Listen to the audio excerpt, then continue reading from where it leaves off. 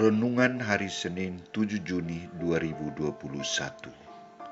Berbahagialah orang yang miskin di hadapan Allah.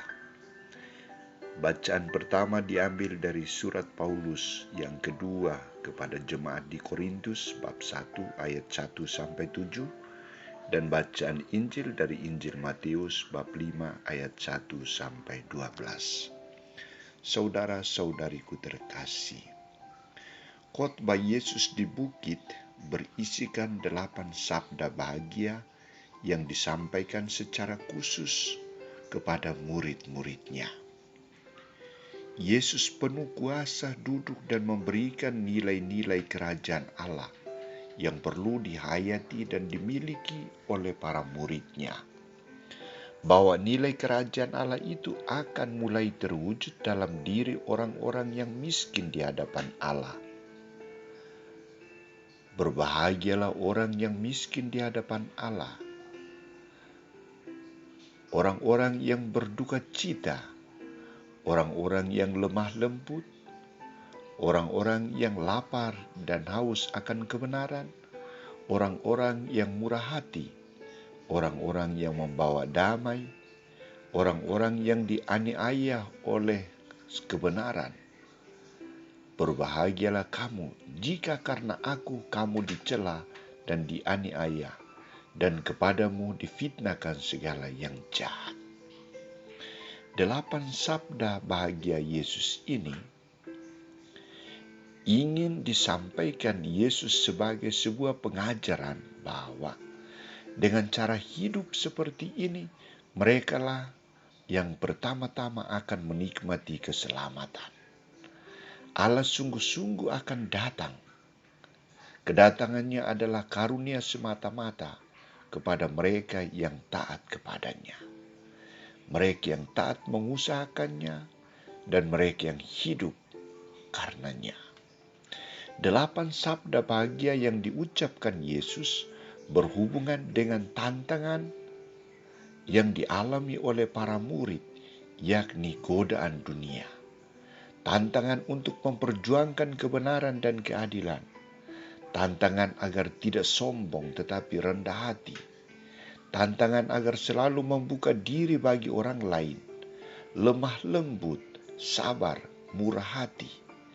Tantangan untuk selalu mengungkapkan nilai solidaritas dengan orang yang menderita, berkekurangan, dan tantangan untuk tidak lari dari penderitaan, siksaan karena Kristus.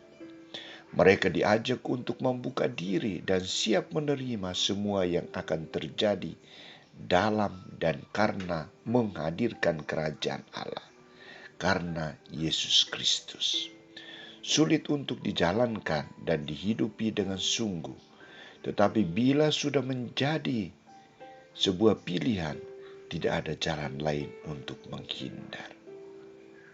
Harus siap untuk menghadapi semua tantangan itu. Ia selalu ada dan memberi kekuatan dan bahkan ada dan memberi jaminan hidup. Karena itu ia tegas mengatakan kepada murid-muridnya, bersukacita dan bergembiralah, karena upahmu besar di surga.